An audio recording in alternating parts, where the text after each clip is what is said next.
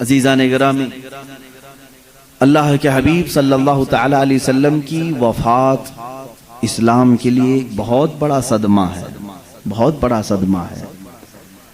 رسول کریم صلی اللہ تعالی علیہ وسلم سے ٹوٹ کر محبت کرنے والے جانثار صحابہ جو ایک لمحے کے لیے بھی اوجھل ہونا پسند نہیں کرتے تھے، ان صحابہ پر کیا بیتی ہوگی جب میرے آقا صلی اللہ تعالی علیہ وسلم اس دنیا سے پردہ فرما رہے ہوں گے۔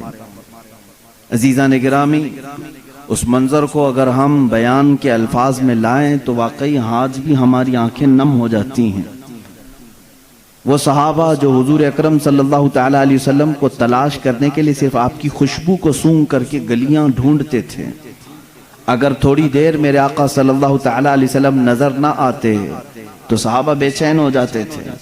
ان کا تو مذہب یہی تھا، النظرۃ الی وجہ رسول اللہ، رسول اللہ صلی اللہ تعالی علیہ وسلم کے چہرے کی طرف دیکھنا وہ اپنی زندگی کا عین مقصد سمجھتے تھے۔ حتیٰ کہ کام کرنے والے جو صحابہ مزدور تھے ان کی بھی یہ حالت تھی کہ کام بھی ضروری ہے، گھر بھی چلنا ہے، معاش بھی ضروری ہے، لیکن بارگاہ رسالت مآب صلی اللہ علیہ وسلم میں بیٹھنا بھی ضروری سمجھتے تھے۔ تو وہ باری متعین کر لیتے تھے دو صحابہ کہ آج میرے حصے کا جتنا بھی کام ہے وہ تو کر لینا، میں حضور کی بارگاہ میں پورا دن بیٹھوں گا، کل تم بیٹھنا اور تیرے حصے کا پورا کام میں کر لوں گا۔ وہ باری متعین کرتے میرے آقا صلی اللہ علیہ وسلم کے دربار میں حاضری کے لیے بھی۔ تو ان صحابہ اکرام کے لیے ایک ایسی آزمائش کا لمحہ تھا جب ربیع الاول شریف کا مہینہ آیا، یہ حجۃ الوداع جو ہوا، آخری حج میرے آقا صلی اللہ تعالی علیہ وسلم کا 11ویں ہجری تھی۔ حضور صلی اللہ تعالی علیہ وسلم کو ہجرت فرما کر مکمل 10 سال ہو چکے تھے، 11ویں ہجری چل رہی تھی۔ اللہ کے حبیب صلی اللہ علیہ وسلم حج فرما کر جیسے ہی مدینہ طیبہ تشریف لائے، بیماریاں یعنی علالت آپ کے ساتھ ہو گئی، اور محرم الحرام کے بعد سفر المظفر مکمل میرے آقا صلی اللہ تعالی علیہ وسلم علیل رہے، اور سفر کے آخری ہفتے میں کچھ افاقہ بھی ہوا، صحت بھی آئی۔ پھر ربیع الاول کا مہینہ آیا تو میرے آقا صلی اللہ تعالی علیہ وسلم نے 1-2 خطبے ایسے دیے جو اپنے آخری دنوں کی اس میں وضاحت بھی فرمائی۔ ممبر پر کھڑے ہو کر کے ایک مرتبہ آپ صلی اللہ تعالی علیہ وسلم نے یوں فرمایا، اللہ نے اپنے ایک بندے کو اختیار دیا ہے کہ وہ چاہے تو دنیا لے لے یا تو اپنے رب کے پاس جو ہے وہ لے لے۔ اللہ کے اس بندے نے دوسرے آپشن کو قبول کر لیا ہے، یعنی اللہ کے پاس جو ہے اس کو پسند کر لیا ہے۔ اتنا ہی خطبے میں آپ نے فرمایا۔ کچھ باتیں ایسی تھی وقتی طور پر فوراً اس کی سمجھ نہ آئی، لیکن سیدنا ابو بکر صدیق رضی اللہ تعالیٰ عنہ جو رسول کریم صلی اللہ تعالیٰ علیہ وسلم کی باتوں کی گہرائی تک پہنچتے، وہ رونے لگ گئے۔ صحابہ نے پوچھا، اللہ کے نبی صلی اللہ علیہ وسلم نے خطبہ دیا ہے، اس پہ رونے کی کیا بات ہے؟ کہا صدیق اکبر رضی اللہ تعالیٰ عنہ نے، اللہ کے رسول صلی اللہ تعالیٰ علیہ وسلم نے جس بندے کا ذکر کیا ہے کہ اللہ نے اسے اختیار دیا ہے، آپشن دیا ہے، چاہے تو دنیا لے لے چاہے تو اللہ کے پاس جو ہے وہ لے لے، جس بندے کے بارے میں حضور ذکر کر رہے تھے وہ بندہ کوئی اور نہیں، وہ خود حضور ہیں۔ صدیق اکبر نے کہا صحابہ سے کہ اللہ نے اپنے حبیب صلی اللہ علیہ وسلم کو اختیار دیا ہے، چاہے تو آپ سالوں سال کی زندگی لے لیں یا تو پھر اللہ رب العزت کی بارگاہ میں پہنچیں۔ رسول کریم صلی اللہ علیہ وسلم نے دنیا کو ترک کرنے کا فیصلہ کر لیا ہے اور اپنے رب ذوالجلال کی بارگاہ میں جانے کا ارادہ کر لیا ہے۔ یہ ربیع الاول کے دنوں میں، شروع کے دنوں میں حضور اکرم صلی اللہ تعالی علیہ وسلم کے جسم پاک پر جو آثار نظر آ رہے تھے، صحابہ کے لیے وہ بڑی بے چینی تھی۔ کئی نمازیں ایسی تھیں جس میں میرے آقا صلی اللہ تعالی علیہ وسلم مسجد نبوی شریف میں باہر تشریف نہیں لا پائے۔ 17 نمازوں کی امامت صدیق اکبر رضی اللہ تعالیٰ عنہ نے کی۔ ابھی میرے آقا صلی اللہ تعالی علیہ وسلم باحیات تھے، ظاہری زندگی میں موجود تھے۔ 17 نمازیں ایسی ہوئی کہ جس کو صدیق اکبر رضی اللہ تعالیٰ عنہ نے پڑھائی، اور آخری وہ دن تھا، روایات میں 12 ربیع الاول کا ذکر ہے اور بعض میں 13 ربیع الاول کا ہے۔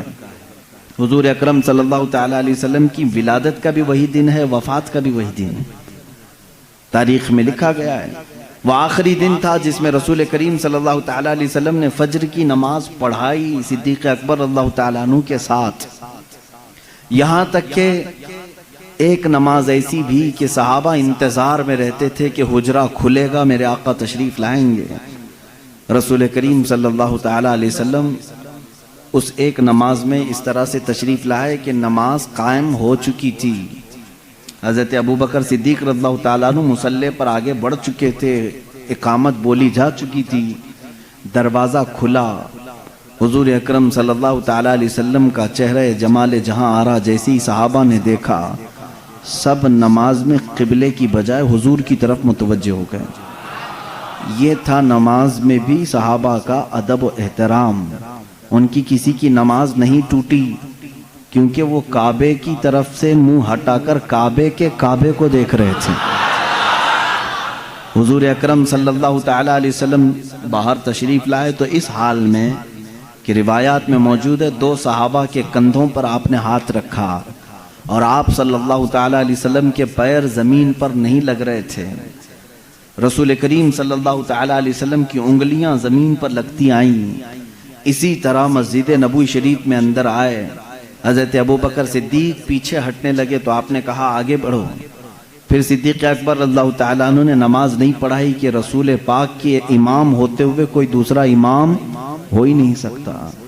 اللہ کے نبی صلی اللہ تعالیٰ علیہ وسلم نے اس نماز کی بھی امامت فرمائی، صدیق اکبر رضی اللہ تعالیٰ عنہ مکبر بن کر رہے، اور اسی رات کو میرے آقا صلی اللہ تعالیٰ علیہ وسلم کے لیے وہ دن بھی آیا جب سیدہ عائشہ صدیقہ رضی اللہ تعالیٰ عنہ فرماتی ہیں بخار کی شدت اتنی زیادہ ہو گئی تھی کہ بار بار میرے آقا صلی اللہ تعالیٰ علیہ وسلم مسواک کو پانی میں ڈبوتے اور منہ میں رکھتے تھے، کبھی پانی کے چھینٹے حضور اکرم صلی اللہ تعالیٰ علیہ وسلم اپنے چہرے اقدس پر لگاتے۔ یہ سختی تھی نزع کے وقت کی، یہ جو نزع کی سختی ہے میرے عزیزو، اس سے ہر ایک کو گزرنا ہوتا ہے، اور اس کے متعلق کہا گیا ہے یہ ایسا درد ہے کہ جس کو بیان نہیں کیا جا سکتا۔ وہ کیسی تکلیف ہوتی ہے، ظاہر سی بات ہے جس کو یہ تکلیف ہوئی اس کے بعد وہ دوبارہ واپس زندگی میں آیا نہیں بیان کرنے کے لیے، جس کو بھی نزع کی حالت آئی پھر اس کے بعد وہ موت کی منزلیں طے کرتا ہے۔ اور ایک روایت یہ ملتی ہے نزع کا وقت ایسا ہوتا ہے، اگر محسوس کرنا چاہو تو اتنا سمجھ لو، نزع کے عالم میں اگر اس بندے کے جسم پر ایک مکھی بیٹھ جائے تو اسے ایسا لگتا ہے کہ پہاڑ بیٹھا ہے، وہ مکھی کا وزن بھی برداشت نہیں کر پاتا، اور اگر ایک قطرہ پانی اس کے حلق میں اتارا جائے تو اسے ایسا لگتا ہے ایک ندی میں نے پی لیا، اس کے لیے ایک قطرہ پانی ایک ندی پانی کے برابر لگنے لگتا ہے۔ شدت کی پیاس، حلق میں کانٹے چبھ رہے ہوتے ہیں، اور روح نکلنے کا جو درد ہوتا ہے، یہ عام لوگوں کی بات میں کر رہا ہوں، ایک ایک ناخن سے ایک ایک جوڑ سے جب روح کھینچی جا رہی ہوتی ہے اور اخیر تک کھینچی جاتی ہے، ناک تک روح کو لایا جاتا ہے، اس کے بعد ملک الموت اس روح کو قبض کر کے لے جاتے ہیں۔ میرے عزیزو، ایک مجھے بات یہاں پر یہ یاد آتی ہے، ماں عائشہ صدیقہ رضی اللہ تعالیٰ عنہ فرماتی ہیں اچانک دروازے پر دستک ہوئی اور ملک الموت آئے تھے، اجازت طلب کر رہے تھے کہ یا رسول اللہ صلی اللہ علیہ وسلم کیا میں اندر آ سکتا ہوں؟ حضور اکرم صلی اللہ علیہ وسلم نے فرمایا عائشہ یہ فرشتہ کسی کی بھی روح نکالنے کے لیے اجازت نہیں لیتا، یہ مجھ سے اجازت لیا ہے اور اس کے بعد اب کبھی کسی سے اجازت نہیں لے گا۔ ملک الموت کو بھی یہ حکم تھا اللہ کی طرف سے، نبی اگر اجازت دیں تو روح قبض کرنا۔ پھر وہ کیسے لوگ ہیں جو کہتے ہیں کہ محمد صلی اللہ علیہ وسلم مالک و مختار نہیں تھے؟ مالک و مختار نہیں تھے، یہاں تو روح نکالنے کے لیے بھی اللہ نے پابند کیا ہے ملک الموت کو، جو فرشتہ کسی سے نہیں پوچھتا وہ رسول سے پوچھ کر کے حجرے میں آ رہا ہے۔ اور اس وقت جو مکالمہ ہوا، بعض بزرگوں نے فرمایا ہے کہ رسول کریم صلی اللہ تعالیٰ علیہ وسلم نے اس وقت کیا بیان فرمایا جانتے ہیں آپ؟ اے مسلمانوں، ذرا اپنے ہوش و حواس کو سنبھالو اور میری اس بات کو توجہ سے سننا، اگر اپنے نبی سے محبت کرتے ہو میرے آقا صلی اللہ تعالی علیہ وسلم سے تم گہری الفت رکھتے ہو تو اس جملے کو سنو، ہماری اور آپ کی بھی موت آئے گی، اور ہم اپنے سامنے مرنے والے بہت سارے لوگوں کو دیکھتے بھی ہیں، لیکن جب دنیا سے کسی کی موت کا وقت قریب آتا ہے تو ہم نے دیکھا وہ اپنے آپ کو نہیں پہچان پاتا، اسے خود اپنا نام یاد نہیں رہتا، ماں باپ بھائی بہن رشتہ دار بھی اگر قریب ہوں تو پہچان نہیں پاتا کون ہے۔ نزع کی شدت ایسی ہوتی ہے، اپنوں کو بندہ نہیں پہچان پاتا نزع کے وقت، مگر قربان جاؤ اس تاجدار دو عالم صلی اللہ علیہ وسلم کی ذات پر، ملک الموت آئے ہیں اور نزع کی حالت ہے۔ اس وقت کیا پوچھا جانتے ہیں آپ؟ رسول کرام وقار صلی اللہ تعالی علیہ وسلم نے ان سے یہ کہا، اے اسرائیل، یہ جو نزع کا درد ہے کیا یہ درد میری امت کو بھی دیا جائے گا؟ کیا اس درد سے میری امت کو بھی گزارا جائے گا؟ اندازہ کرو میرے عزیزو، اسی لیے ہمارے امام نے یہ کہا، جو نہ بھولا ہم غریبوں کو رضا، جو نہ بھولا ہم غریبوں کو رضا، یاد اس کی اپنی عادت کیجیے۔ ہم غریبوں کے آقا پہ بے حد درود، ہم فقیروں کی ثروت پہ لاکھوں سلام۔ عزیزان گرامی وقار، اس رسول کریم صلی اللہ تعالی علیہ وسلم نے اس موقع پر بھی اگر کسی کو یاد کیا ہے تو ہم جیسوں کو یاد کیا ہے، اپنی غریب بھولی بھالی امت کو یاد کیا ہے۔ اس نبی کا اپنی امت سے جو لگاؤ ہے میرے عزیزو، اس کا بدلہ تم پوری زندگی پر سجدے کر کے بھی نہیں ادا کر سکو گے۔ وہ رسول گرامی وقار صلی اللہ تعالی علیہ وسلم ہیں جو ہمارے درد کا اور ہمارے غموں کا احساس رکھتے تھے۔ باقی یہ دنیا جھوٹی ہے جو تمہیں کہتی ہم تمہارے مددگار ہیں، ہم تمہارے آسرا اور سہارا بنتے ہیں، یہ سب جھوٹ بولتے ہیں۔ اے امت کے غیور بندو، نوجوانوں، تمہارا آسرا، تمہارا سہارا، تمہارا مددگار حقیقت میں کوئی نہیں، سب دکھاوے کرتے ہیں۔ حقیقت میں اگر تمہارے غموں کا کوئی مداوع کر سکتا ہے تو تاجدار مدینہ کی ذات ہے صلی اللہ تعالی علیہ وسلم۔ میں جو بات کرنے جا رہا ہوں وہ یہ ہے کہ ام المومنین عائشہ صدیقہ رضی اللہ تعالیٰ عنہ فرماتے ہیں، اسی حالت میں ان کے زانوں پر سر رکھ کر کے میرے آقا صلی اللہ علیہ وسلم لیٹے تھے، ملک الموت اسرائیل علیہ السلام نے آپ کی روح پاک کو نہایتی ادب و احترام کے ساتھ نکالا اور اپنے رب ذوالجلال کی بارگاہ میں لے کر چل پڑے۔ اللہ کے حبیب صلی اللہ تعالی علیہ وسلم پاکیزگی کی حالت میں تھے، رات کا وقت تھا اگرچہ، لیکن چہرہ اسی طرح چاند کی طرح روشن تھا۔ سب سے پہلے حجرے میں داخل ہونے والے سیدنا ابو بکر صدیق رضی اللہ تعالیٰ عنہ، حضرت ابو بکر صدیق رضی اللہ تعالیٰ عنہ تشریف لائے، حضور صلی اللہ تعالیٰ علیہ وسلم کو دیکھا، پیشانی مبارکہ نہایت ہی ٹھنڈی تھی۔ آپ نے میرے آقا صلی اللہ علیہ وسلم کے ماتھے کا بوسہ لیا اور کہا، اے اللہ کے نبی، جو موت آنی تھی وہ آ گئی، اب اس کے بعد موت کا درد دوبارہ اللہ کبھی آپ کو نہیں دے گا، کبھی دوسری موت آپ پر نہیں آئے گی۔ اس کا مطلب یہ ہے کہ صدیق اکبر کا یہ عقیدہ تھا کہ ایک موت کے بعد میرا نبی اب ہمیشہ کے لیے زندہ ہو گیا ہے، جو موت آنی تھی وہ آ گئی۔ اللہ کے حبیب صلی اللہ علیہ وسلم اس کے بعد برزخی زندگی میں زندہ ہو چکے۔ اب جو معاملات تھے، یہ پیر کا دن تھا، پیر کا دن گزر کر رات آئی تھی۔ اب جیسے ہی باہر آ کر کے اعلان ہوا، مسجد نبوی میں صحابہ کھچا کھچ بھرے ہوئے تھے۔ وہ اس لیے نہیں کہ موت کی خبر سننی ہے، بلکہ ہمہ وقت چہرے رسول کی زیارت کے لیے بیٹھے رہتے تھے کہ دروازہ کھلے گا، پردہ ہٹے گا، ہم نبی مکرم صلی اللہ علیہ وسلم کے چہرے کو ایک بار دیکھیں گے۔ وہ صحابہ رات بھر اس حجرے کی طرف دیکھتے رہتے تھے۔ صبح کی اذان ہو جاتی تھی، صبح سے جو بیٹھتے ظہر تک پڑھتے ہوئے رہتے تھے کہ چہرہ انور کی زیارت جس کو وہ عبادت سمجھتے تھے۔ لیکن آج دروازہ کھلا اور صدیق اکبر رضی اللہ تعالیٰ عنہ جیسے ہی آ کر یہ اعلان فرماتے ہیں، گویا کہ صحابہ کے جسموں پر بجلی گر گئی، وہ جہاں تھے وہیں ساکت و جامد رہ گئے۔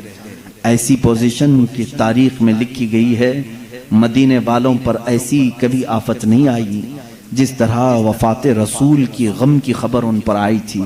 صحابہ جہاں تھے وہیں کھڑے رہ گئے، کسی کو کچھ سمجھ میں نہیں آتا۔ حضرت عثمان غنی رضی اللہ تعالیٰ عنہ کا حال یہ تھا کہ وہ زمین پر ایسے بیٹھے رہ گئے کہ کوئی ان کو ہلاتا تو بھی نہیں ہلتے تھے، کبھی ان کو کوئی اٹھاتا تو نہیں اٹھتے تھے۔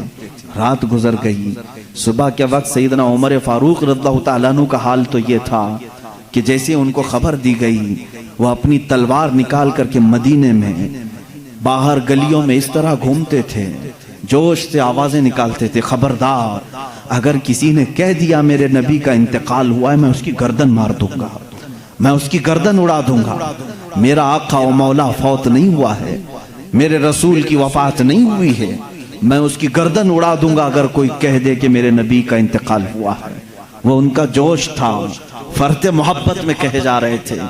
لیکن اس پوری سچویشن کو دوسرے روز اگر کسی نے سنبھالا دیا ہے تو صدیق اکبر کی ذات ہے۔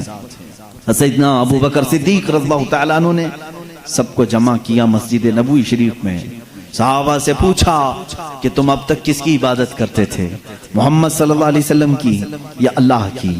سن لو، جو محمد صلی اللہ علیہ وسلم کی عبادت کرتے تھے ان کا کام تھا اللہ کی طرف سے وہ آئے اور انہوں نے امانت بندوں تک پہنچائی اور پھر وہ واپس اپنے رفیق اعلیٰ کے پاس چلے گئے۔ تو جو ان کی عبادت کرتا تھا وہ سمجھ لے کہ ان کا انتقال ہو چکا، اور جو اللہ کی عبادت کرتا تھا وہ سمجھ لے اللہ آج بھی زندہ ہے اور ہمیشہ زندہ رہے گا۔ اور آیت کریمہ انہوں نے تلاوت کی، وَمَا مُحَمَّدٌ إِلَّا رَسُولٌ قَدْ خَلَتْ مِن قَبْلِهِ الرُّسُلُ أَفَإِن مَّاتَ اور یہاں سے کہتے ہیں اللہ تعالیٰ کی آیت پڑھ کر کے او قتلا انقلبتم علی اعقابکم، اللہ نے فرمایا محمد صلی اللہ علیہ وسلم اللہ کے ایک رسول ہیں، ان سے پہلے بھی رسول آئے اور چلے گئے، اگر اس رسول کی وفات کے بعد کوئی منہ پھیر لیا، دین چھوڑ دیا، اللہ فرماتا فَلَن يَضُرَّ اللَّهَ، تو اس نے اللہ کا کچھ نہیں بگاڑا، اللہ کا کچھ بھی نقصان نہیں ہوگا، جو کچھ بھی بگڑے گا وہ تمہارا خود کا بگڑے گا۔ رسول کے بعد کوئی بھی منہ نہ پھیرے اس شریعت سے، کوئی اس راستے سے اس اسلام سے ہٹے نہ۔ یہ صدیق اکبر رضی اللہ تعالیٰ عنہ کا خطبہ تھا، اسی خطبے سے آج تک اسلام زندہ ہے میرے عزیزو۔ اسی لیے اسلام شخصیتوں سے نہیں چلتا ہے۔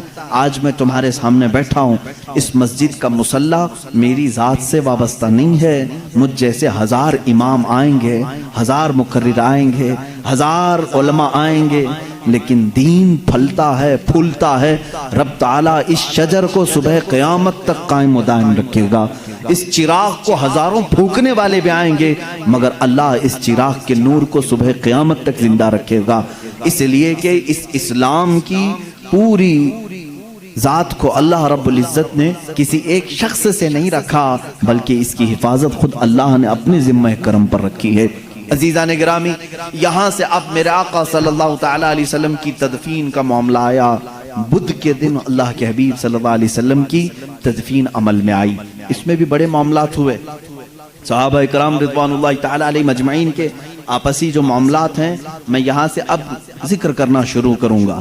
آج ہوش و حواس سنبھال کر کے آپ غور سے ان باتوں کو سنیں کہ ہمارا سچا اور ستھرا عقیدہ کیا ہونا چاہیے، صحابہ کے متعلق، اہل بیت کے متعلق اور اسلام کے متعلق صحیح عقیدہ کیا ہے۔ صحابہ انسان تھے، رسول کریم صلی اللہ تعالیٰ علیہ وسلم کے جانثار صحابہ، وہ جتنے بھی اعلیٰ تھے، پرہیزگار تھے، بڑے مقامات پر تھے، لیکن تھے کیا؟ انسان۔ انسانی تقاضا ہے کہ کچھ معاملات میں اختلافات ہوتے رہتے ہیں۔ حضور صلی اللہ تعالیٰ علیہ وسلم کی سب سے پہلی بات آئی غسل کے لیے۔ حضور اکرم صلی اللہ تعالیٰ علیہ وسلم کا غسل دیا جائے کہ نہیں دیا جائے؟ صحابہ ابھی اس بات میں ڈسکس کر رہے تھے۔ بعض نے کہا ہم نے آج تک میرے آقا صلی اللہ تعالیٰ علیہ وسلم کے لباس کو اترتے ہوئے نہیں دیکھا، ہم میں سے کون ہے جو آپ کا لباس اتارے گا؟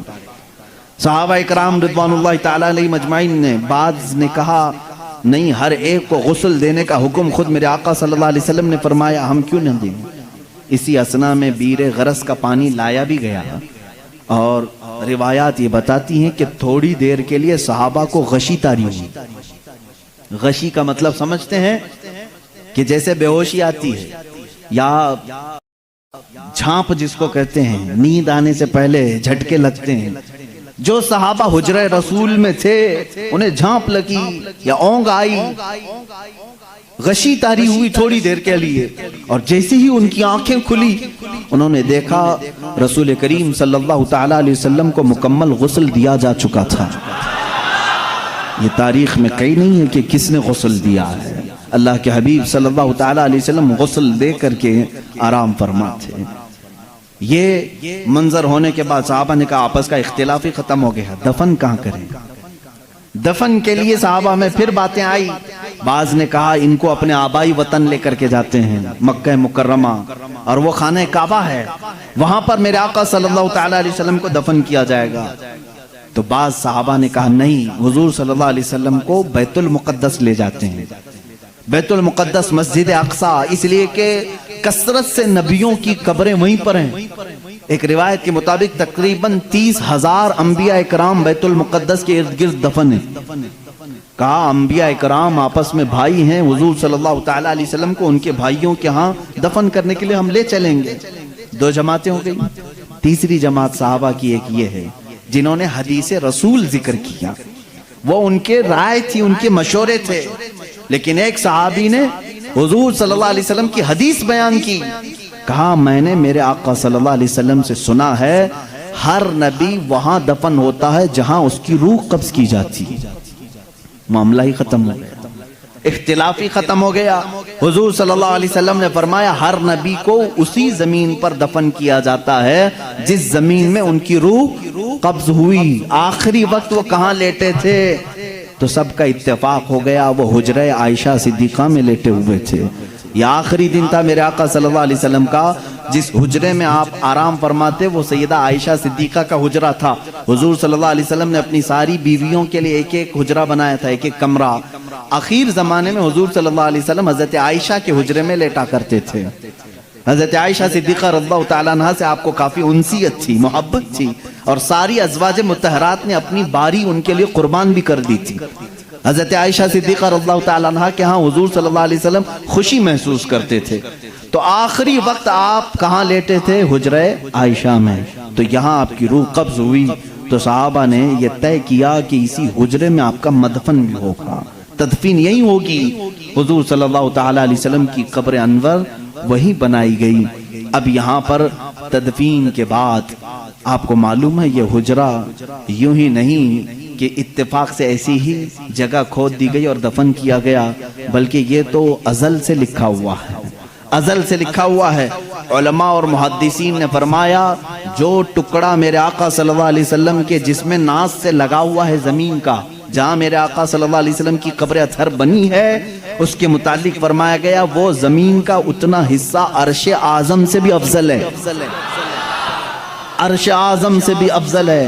اعلیٰ حضرت رضی اللہ تعالیٰ عنہ نے اپنے ایک شعر میں یوں فرمایا ہے کہ خم ہو گئی پشت فلک اس تانے زمین سے، یعنی آسمان اپنی بلندی کے بار بار دعوے کرتے رہتا ہے، آسمان میں بلند ہوں، مجھ میں چاند ہے، مجھ میں ستارے ہیں، مجھ میں سورج ہے، تو وہ زمین کو تانے دیتے رہتا تھا، آسمان بار بار تانے دیتا تھا، تو نیچے ہے میں اوپر ہوں، تو نیچے ہے میں اوپر ہوں۔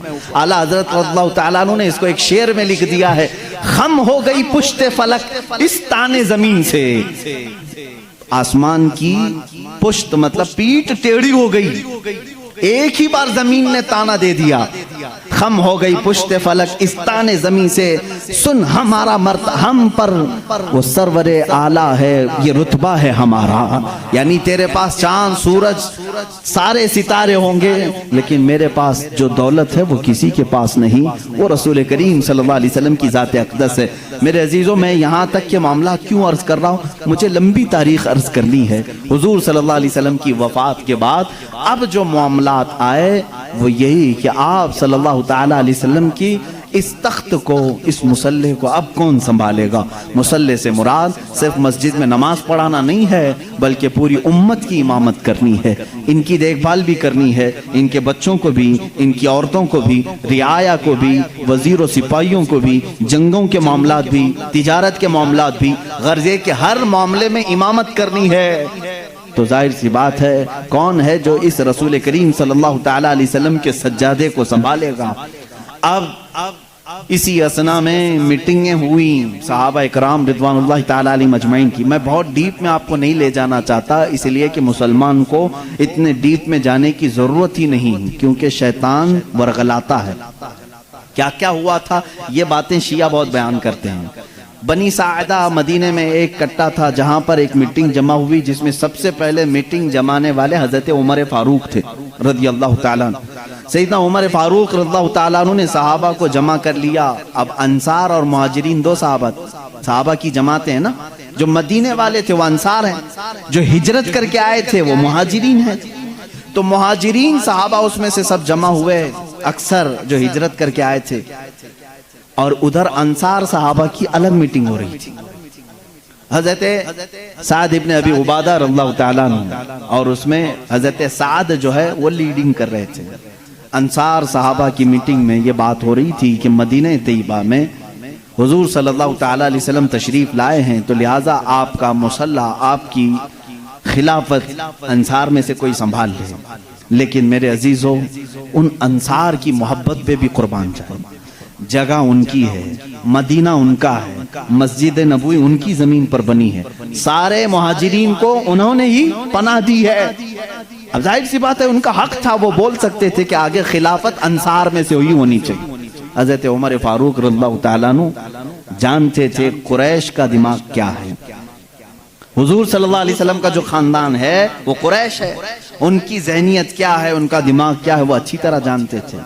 سب انصار صحابہ کو انہوں نے جمع کیا اور کہا آپ کی فضیلت کے ہم قائل ہیں، لیکن ایک بات یاد رکھ لیں، اگر خلافت رسول اللہ صلی اللہ علیہ وسلم کے خاندان کو چھوڑ کر دوسرے خاندان میں چلی جائے تو پھر معاملات درہم برہم ہو سکتے ہیں، اور حضور صلی اللہ علیہ وسلم کے جو اہل بیت ہیں، جو خاندان والے ہیں، کہیں ان کی ناراضگی کا بھی سبب نہ بنے. انصار نے جیسی ہی یہ سنا ساری خلافت سے وہ دستبردار ہو گئے. کہا ہم اس کے ہاتھ پر بیعت کریں گے جو رسول اللہ کے خاندان سے تعلق رکھتا ہے. اب اس بات پر اتفاق ہوا تو پوچھا گیا حضور کے خاندان والے قریش کون کون ہیں. سب آئے، سب لوگوں نے جمع ہو کر کے الگ الگ نام لینے ہی تھے، ابھی کسی نے نام لیا نہیں تھا. سیدنا عمر فاروق رضی اللہ تعالیٰ عنہ آگے بڑھتے ہیں اور کہتے ہیں اے لوگو، تمہیں معلوم ہے جب رسول کریم صلی اللہ تعالیٰ علیہ وسلم نے نبوت کا اعلان فرمایا تھا تو سب سے پہلے اسلام لانے والوں میں چند لوگوں کے نام ہیں. ان میں سے پہلا ایک نام سیدنا ابو بکر صدیق کا ہے. حضور صلی اللہ علیہ وسلم نے خود فرمایا بہت سارے لوگوں نے اسلام قبول کیا لیکن سب نے مجھ سے کچھ نہ کچھ سوال کیا، آپ آخری رسول ہیں، کیا علامت ہے؟ آپ سچے نبی ہیں، کیا دلیل ہے؟ لیکن ایک بندہ ایسا ہے جس نے بغیر دلیل پوچھے ایمان لایا، وہ ابو بکر ہے. وہ ابو بکر صدیق رضی اللہ تعالیٰ عنہ ہیں. انہوں نے حضور صلی اللہ علیہ وسلم سے کبھی نہیں پوچھا آپ آخری رسول ہیں، کیا ہے آپ کے پاس علامت، بلکہ حضور صلی اللہ علیہ وسلم نے ایک بار صرف ان سے کہا میں اللہ کا نبی ہوں. انہوں نے کہا آمنا وصدقنا یا رسول اللہ، ہم ایمان لائے اور آپ کی تصدیق کرتے ہیں اے اللہ کے رسول. حضرت عمر نے ان کی فضیلت میں خطبہ دیا. تمہیں معلوم ہے جب رسول کریم صلی اللہ تعالیٰ علیہ وسلم مکہ سے ہجرت کر رہے تھے تو اپنے ساتھ کس کو لیا تھا؟ ابو بکر صدیق رضی اللہ تعالیٰ عنہ کو لیا تھا. تمہیں معلوم ہے اپنی زندگی میں جب میرے آقا صلی اللہ علیہ وسلم علالت پر بستر پر تھے اس وقت اپنے مصلی پر کس کو بڑھایا تھا؟ ابو بکر صدیق کو بڑھایا تھا. حضرت عمر کہتے ہیں رسول اللہ صلی اللہ علیہ وسلم نے جس کو ہماری نمازوں کا امام پسند کیا ہے، ہم اپنے دنیاوی معاملات میں اس کو کیوں نہ امام تسلیم کریں؟ سب سے پہلے میں صدیق اکبر کے ہاتھ پر بیعت کرتا ہوں. حضرت عمر کی بات دیکھ کر سارے صحابہ نے حضرت ابو بکر صدیق کے ہاتھ پر بیعت کیا. یہاں سے خلافت کا نظام شروع ہوا. یہ خلافت شروع ہوئی.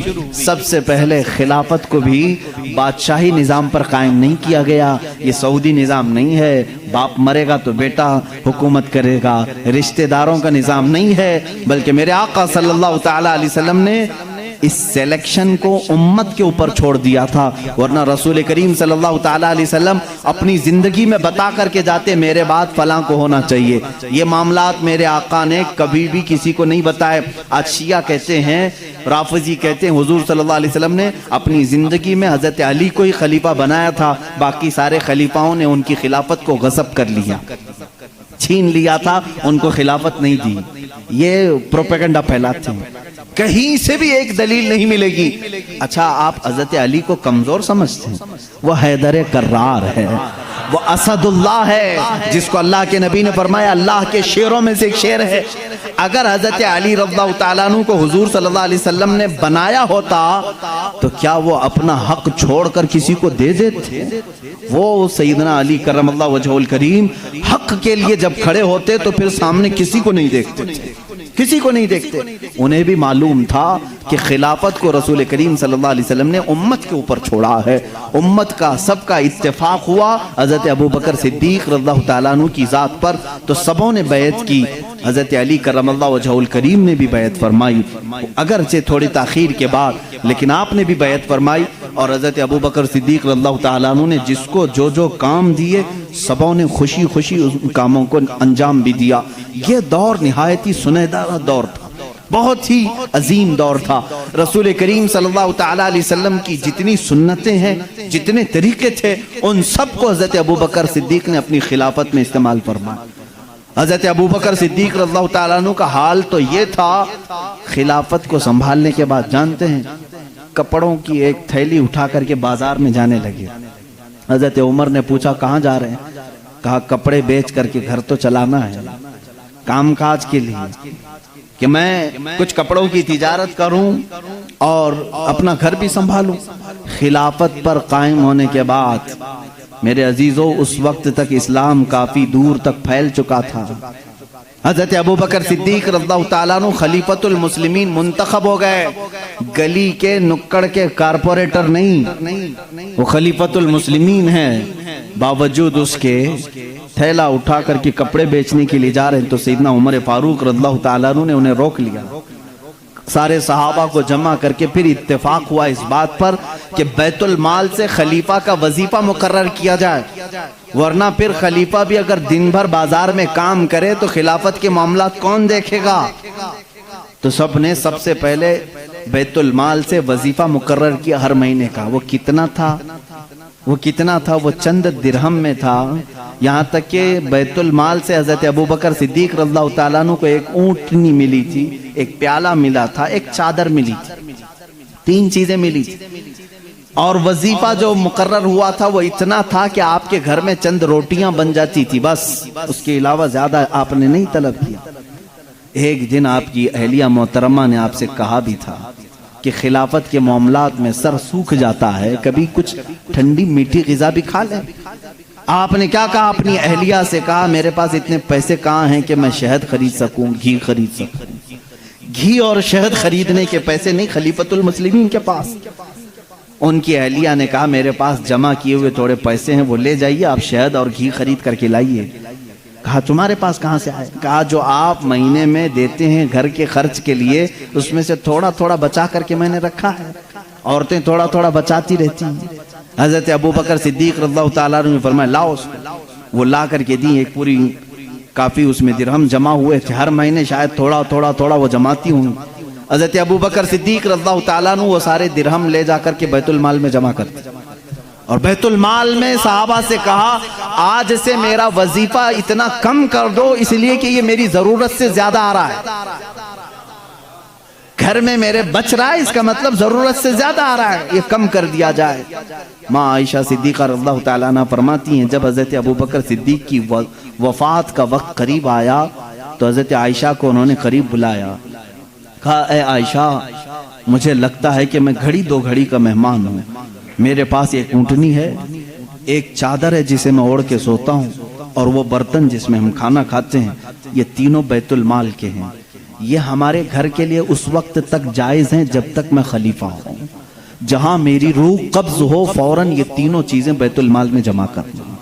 حضرت عائشہ رضی اللہ تعالیٰ عنہ فرماتی ہیں جس دن حضرت ابوبکر صدیق کا وصال ہوا اس کی شام ہونے سے پہلے یہ تینوں سامان بیت المال میں جمع ہو چکے تھے۔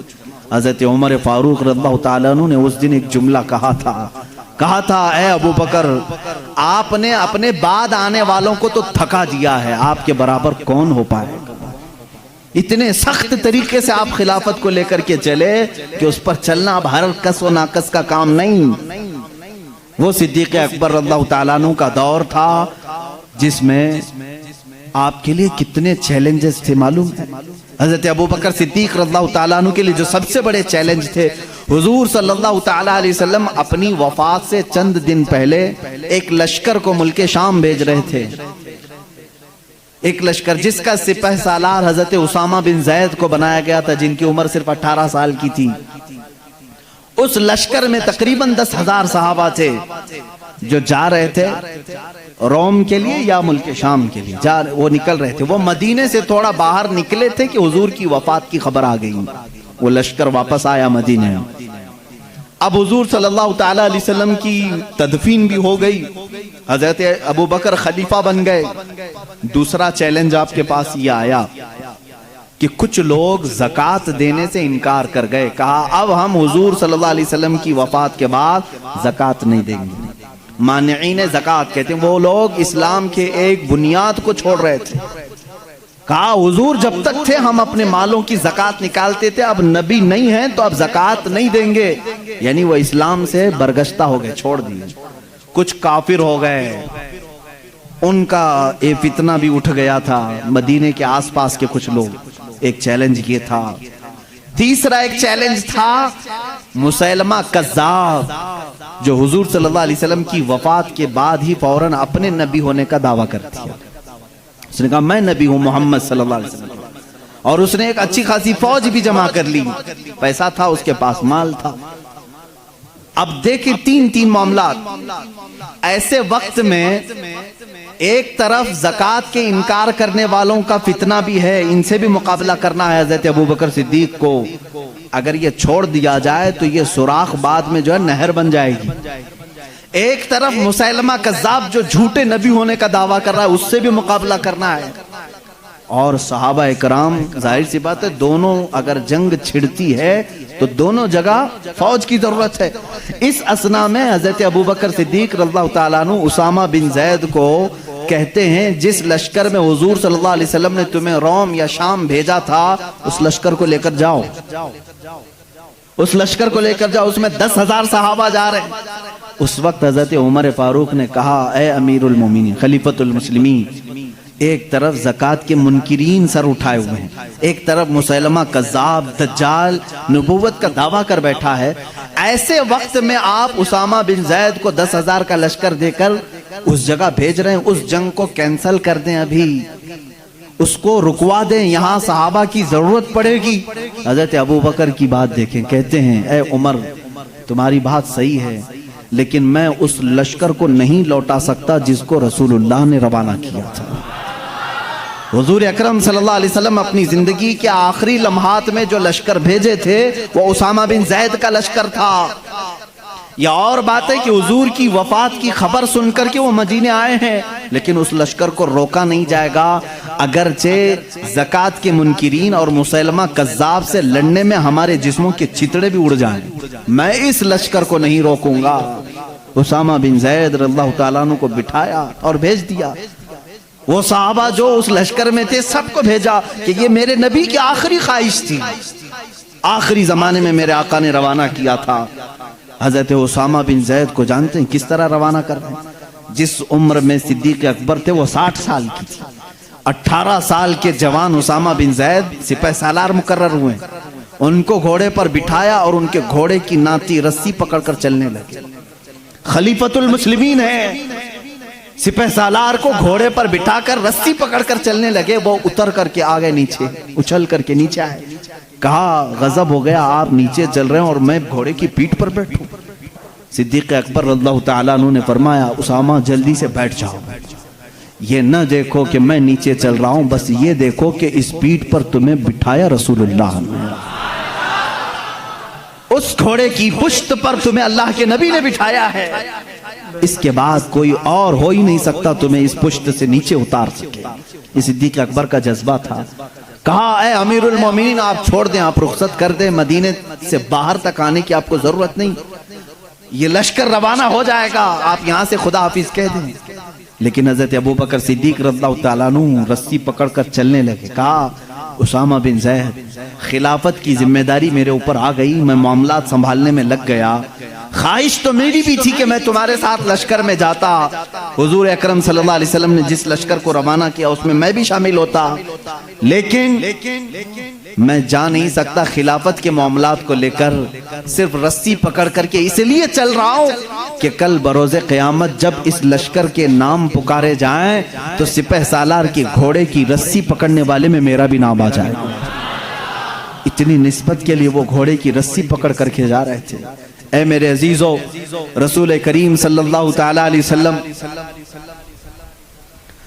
اللہ کے حبیب صلی اللہ تعالی علیہ وسلم سے جانثاری کا جو جذبہ تھا وہ صدیق اکبر رضی اللہ تعالیٰ عنہ کے جسم اقدس میں بدرز آتم موجود تھا۔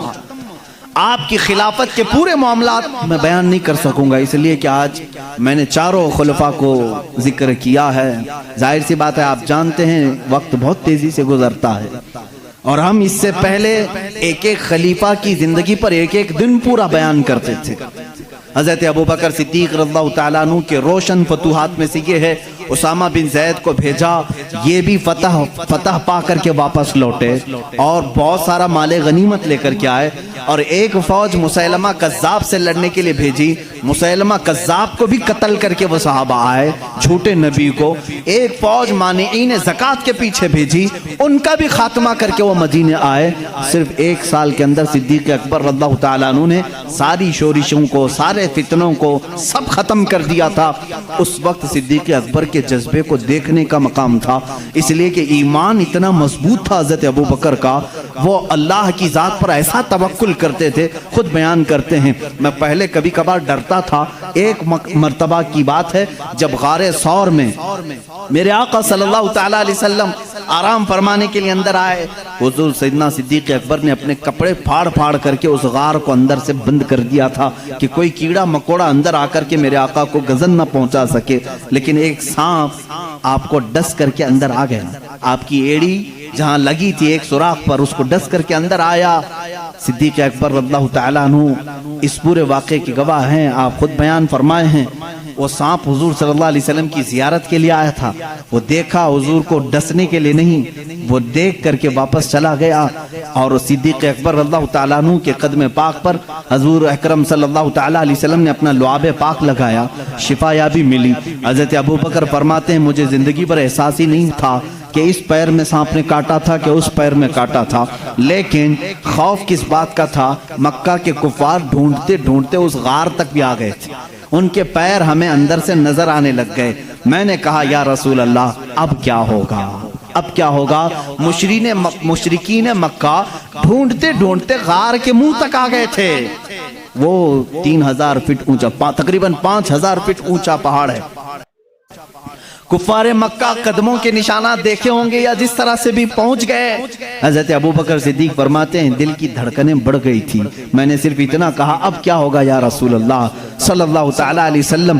اللہ رب العزت نے اس واقعے کو سورہ توبہ میں ذکر فرمایا، اذ اخرجہ الذین کفروا ثانی اثنین اذ ہما فی الغار اذ یقول لصاحبہ لا تحزن ان اللہ معنا۔ یاد کرو اس دن کو جب دو میں سے ایک نے کہا غار میں کہ ہمارے ساتھ کیا ہوگا، تو دوسرے صاحب نے کہا، کس نے؟ اللہ کے رسول نے حضرت ابوبکر صدیق کے سینے پر ہاتھ رکھا، صرف ایک جملہ فرمایا، لا تحزن ان اللہ معنا، گھبرا مت ابوبکر، اللہ ہمارے ساتھ ہے۔ اس جملے کی معنویت اور اس کی تقویت اور اس کی عظمت اتنی بڑی ہے، میں سمجھتا ہوں کہ مسلمان اس ایک جملے سے آسانی سے زندگی گزار سکتا ہے۔ جب کبھی آفت آئے اتنا کہہ دینا، کروڑوں ان کے ساتھ ہوں گے لیکن مولا میرے ساتھ، لا تحزن ان اللہ معنا۔ آج بہت سارے لوگ ہم سے یہ کہتے ہیں حکومت ہمارے پاس نہیں، طاقت ہمارے پاس نہیں، اقتدار ہمارے پاس نہیں، بہت ساری طاقتیں دوسروں کے پاس ہیں، ان کے پاس دجالی نظام ہے، میڈیا ان کے پاس ہے، اخبار ان کے پاس ہیں، قوت ان کے پاس ہے، سیاست ان کے پاس ہے، سارے گرو گھنٹال ان کے پاس ہیں۔ لوگ کہتے ہیں ہمارا کیا ہوگا، میں صرف یہی کہتا ہوں ساری دنیا ان کے ساتھ ہے، اللہ ہمارے ساتھ ہے۔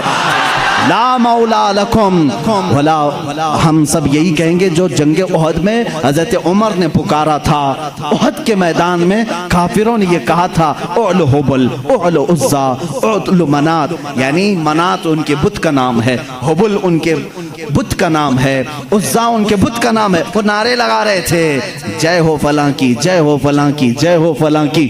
حضور صلی اللہ علیہ وسلم نے صرف اتنا کہا عمر ان کا جواب دو، عمر ان کا جواب دو۔ حضرت عمر نے صرف اتنا ایک غار سے پکارا تھا، وہ کفار خوشیاں منا رہے تھے، حضور صلی اللہ علیہ وسلم کے انتقال کے بارے میں افواہ پھیلا چکے تھے، احد میں حضور کو قتل کر دیا گیا، شہید کر دیا گیا ہے، کیونکہ آواز کہیں سے نہیں آ رہی تھی۔ اب بہت ہو گیا تھا، جب وہ بہت ناچنے لگے، حضور پاک صلی اللہ علیہ وسلم نے حضرت عمر سے کہا جواب دو۔ وہ سب کہہ رہے تھے محمد جا چکے، ان کے ساتھی ابو بکر عمر جا چکے۔ حضرت عمر نے احد پہاڑ سے آواز دی اے کفار، اب بھی عمر زندہ ہے، ابو بکر زندہ ہے، محمد صلی اللہ علیہ وسلم زندہ ہے، اور تمہارے سینوں میں گڑتے رہیں گے، تمہاری آنکھوں میں چبھتے رہیں گے۔ اور یوں فرمایا اللہ مولانا ولا مولا لکم، یاد رکھو ساری دنیا کے بت تمہارے ساتھ ہوں گے، اللہ ہمارا مددگار ہے، تمہارا کوئی مددگار نہیں۔ حسبنا اللہ ونعم الوکیل، نعم المولا ونعم النصیر۔ اے مسلمانوں صرف اتنی بات یاد رکھنا، اللہ ہمارے لیے کافی ہے، کیا ہی بہترین وکیل ہے اور کیا ہی بہترین مددگار ہے۔ حضرت ابو بکر صدیق فرماتے ہیں جب یہ جملہ میرے آقا صلی اللہ علیہ وسلم نے فرمایا اے ابو بکر نہ گھبرا، اللہ ہمارے ساتھ ہے، صدیق اکبر فرماتے ہیں پھر اس کے بعد زندگی میں نے کبھی کسی بڑی طاقت سے خوف نہیں کھایا۔ حضرت ابو بکر کا ہی وہ معاملہ ہے، یہودیوں کے ایک 50,000 کے مجمع میں، 50,000 کا مجمع ہے، سٹیج پر کھڑے ہو کر کے ایک یہودی عالم کہہ رہا تھا مسلمانوں کا خدا غریب ہے اور مسلمانوں سے وہ قرضہ مانگتا ہے۔ قرآن کی ایک آیت کا وہ مذاق اڑا رہا تھا۔ اللہ تعالیٰ نے قرآن میں فرمایا من ذا الذی یقرض اللہ قرضا حسنا، کون ہے جو اللہ کو قرض حسن دے گا؟ یہاں قرض حسن سے مراد تم نیکیاں اللہ کو قرض میں دو، اللہ جنت تمہیں بدلے میں دے گا۔ لیکن وہ یہودی مذاق اڑا رہا تھا، مسلمانوں کا خدا تو دیکھو غریب ہے، مسلمانوں سے قرضہ مانگ رہا ہے۔ صدیق اکبر سے برداشت نہیں ہوا، مجمع میں تھے، ممبر پر کھڑے ہو گئے اسٹیج پر، اس کا دامن پکڑا اور 2 تھپڑ رسید کر دی۔ مجمع ان کا ہے، پبلک ان کی ہے، مار توڑ ہو سکتی تھی، لیکن اس وقت بھی صدیق اکبر کا ایمان تھا 50,000 ان کے ساتھ ہے مگر قوت پروردگار میرے ساتھ ہے۔ یہ توکل کا اعلیٰ مقام تھا۔ اس وقت صدیق اکبر رضی اللہ تعالیٰ عنہ کو ان لوگوں نے پکڑ لیا اور کہا اس کو یہاں نہیں ماریں گے، اس کے نبی کے پاس لے جائیں گے۔ اور وہاں آئے حضرت ابو بکر کے بارے میں ان سبوں نے کہا ابو بکر کیسا بندہ ہے تمہارا، یہ ہمارے عالم کے ساتھ بدتمیزی کیا ہے۔ پورے مجمع میں آ کر کے ہمارا عالم خدا کی شان بیان کر رہا تھا، مسلمانوں کی اچھائیاں بیان کر رہا تھا، ہمارا عالم کہہ رہا تھا اللہ غنی ہے اور مسلمان فقیر ہیں، اور اتنی بات پر ابو بکر نے تماچا مار دیا، جھوٹ کہا، انہوں نے بدل دیا۔ 50,000 کا مجمع جو کرتا تھا وہی کام آج کا میڈیا بھی کرتا ہے، وہی کام کرتے، پورے کے پورے بدل دیں۔ حقیقت کیا ہے اس کو بدل دو، کیونکہ گواہ ان کے، مقدمہ ان کا، جج بھی ان کا، کورٹ بھی ان کی، سب ان کا ہے۔ لیکن یاد رکھنا مسلمانوں سارے گواہ ان کے ہوں، جج ان کا بکا ہوا کیوں نہ ہو، لیکن اللہ ہمارے ساتھ ہے، اللہ ہمارے ساتھ ہے۔ صدیق اکبر خوف نہیں کھائے، معاملہ یہاں تک پہنچا، کورٹ رسول اللہ صلی اللہ علیہ وسلم کے پاس آ گئے۔ سبوں نے کہا، صدیق نے، ابو بکر نے تماچا لگایا حق بات پر۔ حضرت ابو بکر سے حضور نے پوچھا اتنی بات پر تم نے مارا؟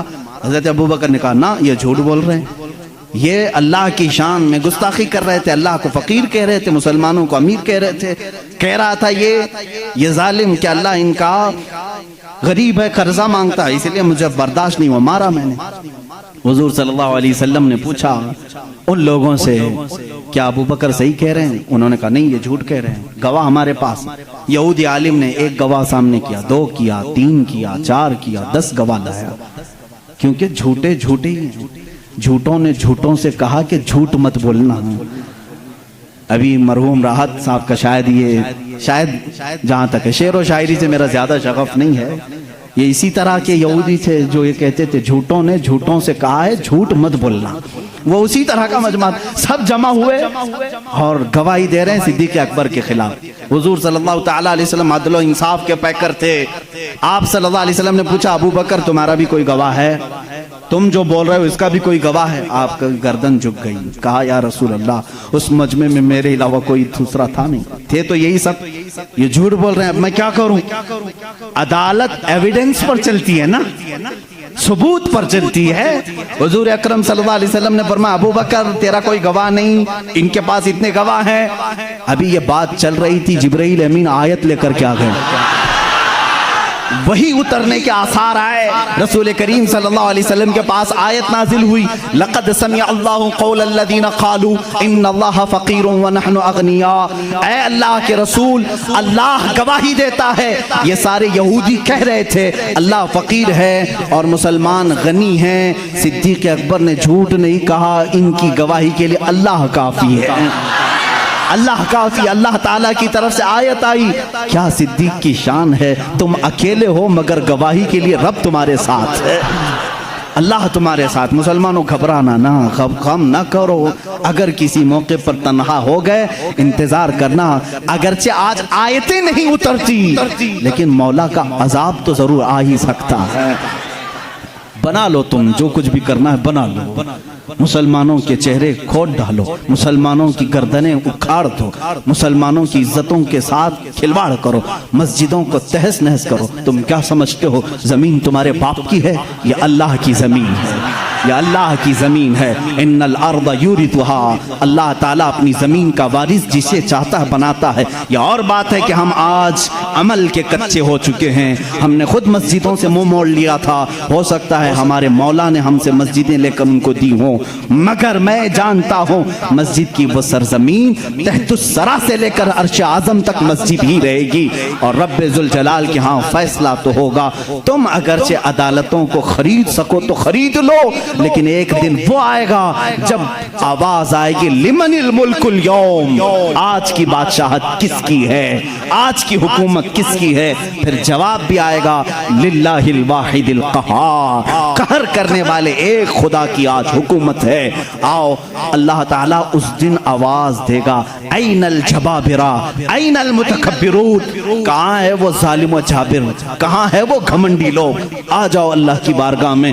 ان کو کہا جائے گا ان کی حیثیت چونٹی کی بناؤ اور ان کو پورے اہل محشر اپنے پیروں سے رون کر کے بتائیں, تاکہ تمہارے تخت کی کوئی حیثیت نہیں. حقیقت میں اللہ رب العزت کی شریعت قیامت کے دن نافذ ہوگی. ہم تو اس انتظار میں کٹ جائے گی زندگی. اب بات مجھے صدیق اکبر کی ذات سے یہ کہنی ہے, میں مسلمانوں کو توکل دینا چاہتا ہوں, یقین دینا چاہتا ہوں. گھبراؤ نہیں, ساری چیزیں بھی چھن جائیں تو تمہارے ایمان کو کوئی چھین نہیں سکتا جب تک تم اپنے ہاتھوں سے اسے بیچ نہیں دیتے.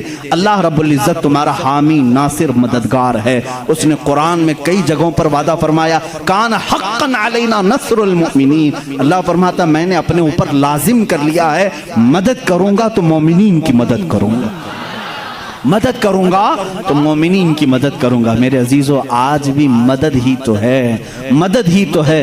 الحمدللہ ہم تعداد میں اگرچہ تھوڑے ہیں لیکن ہماری حیثیت ایسی ہے 32 دانتوں کے بیچ میں ایک زبان کبھی کسی دانت سے دبتی بھی نہیں ہے, کٹتی بھی نہیں ہے. اللہ بس ایسے ہی اس زبان کی حفاظت فرمائے. صدیق اکبر رضی اللہ تعالیٰ عنہ کے ایمان کا معاملہ تو یہ تھا, حضور صلی اللہ علیہ وسلم کے بعد وہ کسی کو بھی عزیز نہیں رکھتے. حضور سب سے اول درجے پر, حتیٰ کہ اپنی بیٹی سیدہ عائشہ صدیقہ رضی اللہ تعالیٰ عنہ. ایک بار حضور صلی اللہ تعالیٰ علیہ وسلم ان کے ساتھ بیٹھے حجرے میں, بات تیزی سے ہو رہی تھی. صدیق اکبر داخل ہو گئے اور ہاتھ تک اٹھا دیا. حضرت عائشہ صدیقہ سے کہا خبردار, تجھے معلوم ہے تم کس سے بات کر رہی ہو؟ شوہر ہیں لیکن اللہ کے رسول ہیں. حضور صلی اللہ علیہ وسلم نے حضرت ابو بکر کو روک لیا, یہ ہمارا معاملہ ہے, یہ ہمارا معاملہ ہے. حضرت ابو بکر صدیق چلے آئے. حضرت عائشہ فرماتی ہیں کہ صدیق اکبر رضی اللہ تعالیٰ عنہ کبھی کسی چیز کو پسند نہیں کرتے جو حضور کی رضا کے خلاف. جب سیدہ عائشہ صدیقہ پر الزام لگایا تھا کچھ منافقین نے, تہمت لگائی تھی, حضور اکرم صلی اللہ علیہ وسلم نے حضرت عائشہ سے کہا تم اپنے ماں باپ کے گھر میں رہو جب تک یہ معاملہ کلیئر نہ ہو جائے. 1 مہینے تک حضرت عائشہ حضرت ابو بکر کے گھر میں تھی.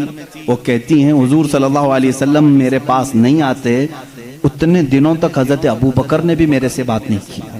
یہ نہیں کہ بیٹی ہے بلکہ رسول اللہ کا جو نظام ہے وہ میرے گھر میں بھی چلے. ایک بار صلح حدیبیہ کے موقع پر حضور صلی اللہ علیہ وسلم نے صرف اتنا فرما دیا تھا، 1400 صحابہ مکہ کے لیے نکلے حضور کے ساتھ عمرہ کرنے کے لیے. سنو، عمرہ کرنے کے لیے نکلے، احرام پہن کر کے نکلے، لیکن مکہ کے کافروں نے بیچ راستے میں روک لیا، کہا تم عمرہ نہیں جا سکتے، نہیں جاؤ گے. حضور صلی اللہ علیہ وسلم کو ان لوگوں نے بیچ راستے میں روک لیا. 35 کلومیٹر مکہ باقی ہے. سوچو 450 کلومیٹر کا فاصلہ ہے مکہ مدینہ. مدینے سے جو چل کر کے صحابہ آئے ہوں تقریباً 400 کلومیٹر چلے ہوں، اور ان کو قریب مکہ کے آ کر کے کہہ دیا جائے اب تم نہیں جا سکتے، عمرہ نہیں کر سکتے، ان کی حالت کیا ہونی چاہیے؟ صحابہ جوش میں تھے، کہا یا رسول اللہ صلی اللہ علیہ وسلم اجازت دیں ہم ان کے پرخچے اڑا دیں. بدر بھی ہو چکی تھی، احد بھی ہو چکی تھی، خندق بھی ہو چکی تھی. ساری جنگوں میں صحابہ نے اپنے جوہر دکھا بھی چکے تھے. یہ 6 ہجری کا معاملہ ہے. سن 6 ہجری میں حدیبیہ کا معاملہ آیا. حضور صلی اللہ علیہ وسلم اپنی نگاہ نبوت سے دیکھ رہے تھے. آپ نے فرمایا نہیں، جنگ نہیں چاہتا میں، اس لیے کہ ہم حالت احرام میں ہیں، حالت احرام میں ہم جنگ نہیں چاہتے. حضور نے صلح کی بات کر لی مکہ والوں سے. وہ بظاہر دب کر کے صلح لگ رہی تھی، تو اس میں حضرت عمر سب سے زیادہ بے قرار تھے، سب سے زیادہ بے قرار. صحابہ سے وہ بار بار پوچھتے تھے کیا ہم حق پر نہیں ہیں؟ ہم کو جنگ کی اجازت کیوں نہیں مل رہی ہے؟ یہ مکہ والوں کو ہم برابر بتا دیں گے. آج تو ہم 1400 کی تعداد میں ہیں، بدر میں تو صرف 313 تھے. حضور کیوں نہیں اجازت دے رہے ہیں؟ حضور صلی اللہ تعالیٰ علیہ وسلم نے منع کر دیا، نہیں میں صلح نامہ لکھ رہا ہوں. حضور صلی اللہ تعالیٰ علیہ وسلم کے پاس حضرت عمر آئے. حضور کے بازو پکڑ کر کے جوش میں پوچھنے لگے آقا کیا ہم حق پر نہیں ہیں؟ کیوں آپ اجازت نہیں دے رہے ہیں؟ حضور نے فرمایا عمر جو میں دیکھ رہا ہوں وہ تم نہیں دیکھ رہے. حضرت عمر بے قرار تھے. یہ نافرمانی نہیں، بے قراری آپ کی جو تھی وہ فرض جہاد میں تھی. حضور صلی اللہ علیہ وسلم کو کیسے کوئی عمرہ سے روک سکتا ہے؟ اس بات کی بے قراری تھی. حضرت عمر نے یہ سوچا کہ ابو بکر کو منا لوں، ابو بکر مان گئے تو رسول اللہ کو بھی یہ منا لیں گے. حضرت ابو بکر کے پاس آئے.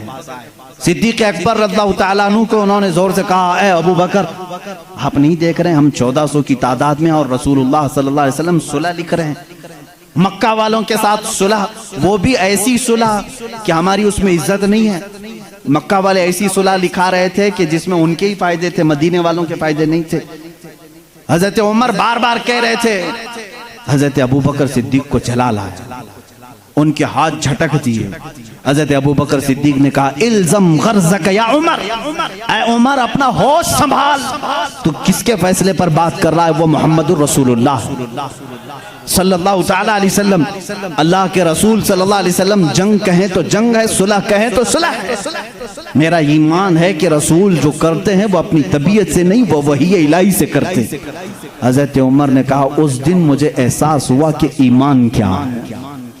رسول اللہ کی ہر بات کو من عن تسلیم کرنا یہ صدیق اکبر سے سیکھو. اس صلح کو حضرت عمر نے تسلیم کیا. یہ صدیق اکبر رضی اللہ تعالیٰ عنہ کی ذات طیبہ تھی. میرے عزیزو اگر انہی پر پوری بات ختم ہو جائے گی، میرا وقت نکل جائے گا.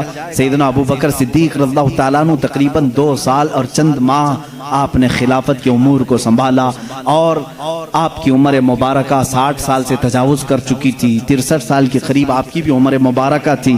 ٹھنڈیوں کی وجہ سے آپ غسل فرمائے اور اسی میں بیمار ہوئے.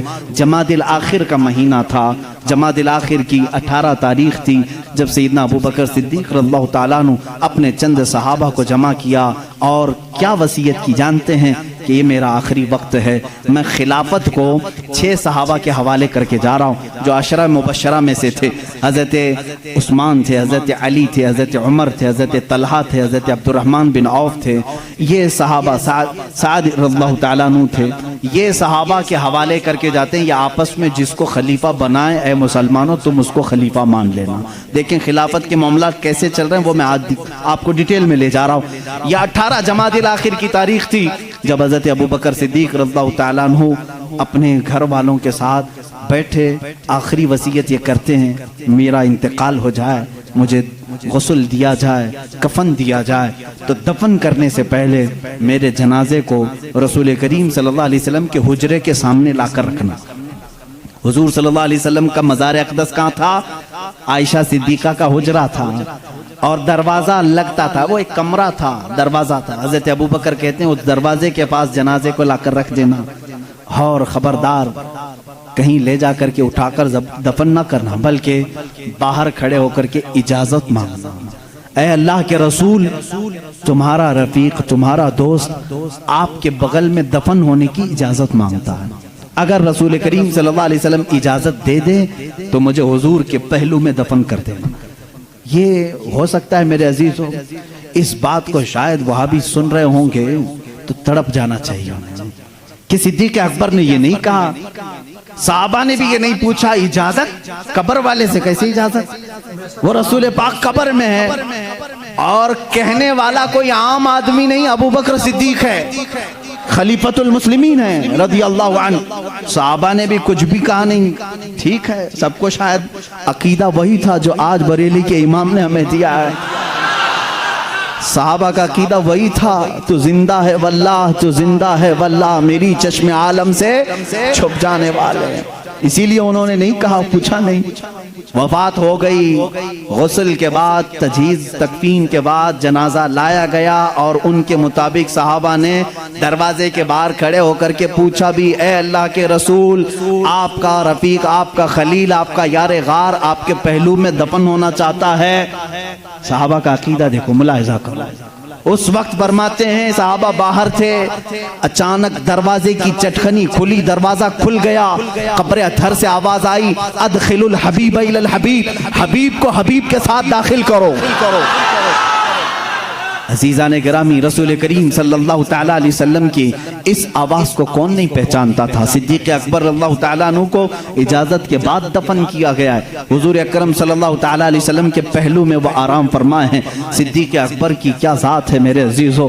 دنیا میں تھے تو رسول کے ساتھ رہے، قبر میں ہیں تو رسول کے ساتھ ہیں. میرے آقا نے فرمایا قیامت کی سور پھونکنے کے بعد دنیا کی سرزمین سے سب سے پہلے اٹھنے والا میں ہوں گا، دوسرے نمبر پر ابو بکر صدیق ہوں گے، تیسرے حضرت عمر ہوں گے. حضور خود فرماتے ہیں، اے لوگوں تمہیں معلوم ہے محشر کے میدان میں میں کس طرح سے آؤں گا؟ میرے آقا فرماتے ہیں میں اپنی قبر سے اٹھوں گا، ابو بکر و عمر اٹھیں گے، میں دونوں کے ہاتھوں پر دونوں کے کندھوں پر اپنا ہاتھ رکھ کر کے میدان محشر میں آؤں گا. اللہ اللہ، وہ جلوہ کیسے ہوگا جب ایک وزیر اس طرف ہو، دوسرا وزیر اس طرف ہو، بادشاہ حکمت بیچ میں ہو. وہ قیامت کے دن ہے. اسی لیے میرے عزیزو، رسول کریم صلی اللہ تعالیٰ علیہ وسلم کی بادشاہت آج بھی ہے یا نہیں؟ بادشاہ کس کو تسلیم کرتے ہو؟ بادشاہ کس کو مانتے ہو؟ رسول کریم صلی اللہ علیہ وسلم کو. ایک محقق نے بڑے اچھے انداز میں مجھ سے ایک بات کہی تھی کہ دنیا کا نظام ہے کہ جب بادشاہ کرسی پہ ہوتا ہے تو وزیر اس کے پہلو میں ہوتے ہیں. وزیر ادھر ہے، ادھر کوئی وزیر بیٹھا ہے. بادشاہ جب اٹھ کے چلا گیا تو وزیر بھی چلے جاتے ہیں، وزیروں کی کرسیاں بھی خالی ہوتی. بادشاہ جب تک بیٹھا ہے وزیر بھی بیٹھے ہوئے ہیں. جب تک بادشاہ کرسی پر ہے وزیر بھی ہیں. وزیروں کا اگل بغل ہونا بھی اس بات کی علامت ہے کہ نظام سلطنت چل رہا ہے. نظام سلطنت چل رہا ہے. اے لوگو، تم کس خام خیالی میں ہو؟ کیوں کسی کی جے وجے پکارتے ہو؟ کیوں کسی کو بادشاہ تسلیم کرتے ہو؟ اللہ کے حبیب محمد الرسول اللہ صلی اللہ علیہ وسلم دنیا میں جب تھے تب وہ شاہ تھے، وہ بادشاہ تھے. اپنی قبر اطہر میں جب گئے تو ایک پہلو میں صدیق اکبر لیٹے ہیں اور آگے کے پہلو میں عمر فاروق لیٹے ہیں. یہ اس بات کی علامت ہے وزیر اب بھی اگل بغل ہیں اور بادشاہ اپنی کرسی بادشاہت پر قائم ہے. وہ زندہ ہے واللہ، تو زندہ ہے واللہ، میری چشم عالم سے چھپ جانے والے. جب تک یہ قبروں کا منظر قائم رہے گا سمجھنا رسول اللہ کی بادشاہت قائم رہے گی. آئی نئی حکومت، سکہ نیا چلے گا. عالم میں رنگ بدلا، صبح شب ولادت بجھ گئی جس کے آگے سبھی مشعلیں، شمع وہ لے کر آیا ہمارا نبی. میرے عزیزو، اس نبی کا دور ختم نہیں ہوا، اس نبی کا دور اب بھی باقی ہے. اس نبی کا دور اب بھی باقی ہے. رسول کریم صلی اللہ علیہ وسلم کے جانثار صحابہ، صدیق اکبر اللہ تعالیٰ عنہ کی وفات کے بعد جو صحابہ موجود تھے انہوں نے مشورے سے، جو 6 صحابہ تھے، مشورے سے بالاتفاق سیدنا عمر ابن خطاب رضی اللہ تعالیٰ عنہ کے ہاتھ میں بیعت کر لی. یہ جمادی الاخر کا مہینہ تھا. 13ویں ہجری تھی، یہاں سے حضرت عمر فاروق نے نظام خلافت کو سنبھالا۔ آپ کا دور اتنا سنہرا ہے، اتنا سنہرا ہے، وہ عمر جس کے آداب پہ شیدا سقر، عز و شان عدالت پہ لاکھوں سلام۔ عزیزان گرامی، اس عمر کی ہم بات کرنے چلے ہیں جس کے متعلق میرے نبی نے خود فرمایا جس راستے سے عمر چلتے ہیں شیطان اس راستے پہ نہیں آتا ہے۔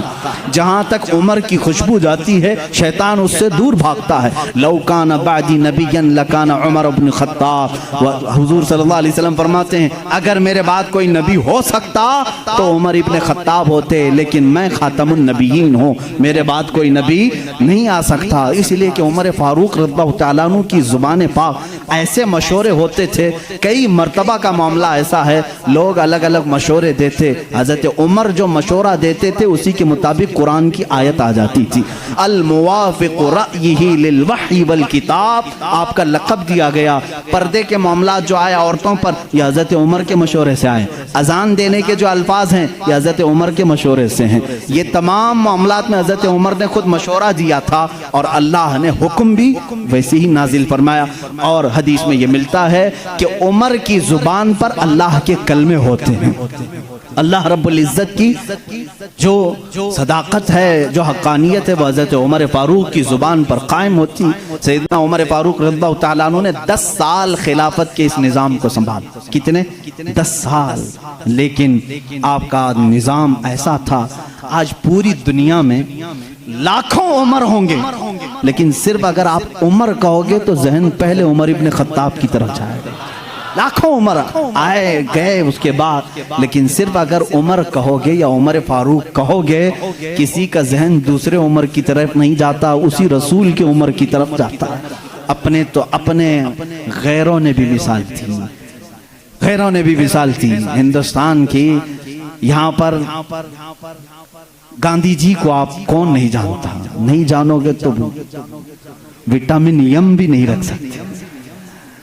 گاندھی جی نے خود اپنے تحریر میں لکھا ہے، موجود ہے یہ بات، موہن داس کرم چند گاندھی کی بات کر رہا ہوں کہ میرے پاس ہمارے پرانے لوگوں کی تاریخ پیش کرنے کے لیے کوئی چیز نہیں ہے، کیونکہ جن بھگوانوں کا تذکرہ آج کیا جاتا ہے، گاندھی جی نے کہا مجھے معلوم نہیں وہ حقیقت میں تھے بھی کہ نہیں تھے۔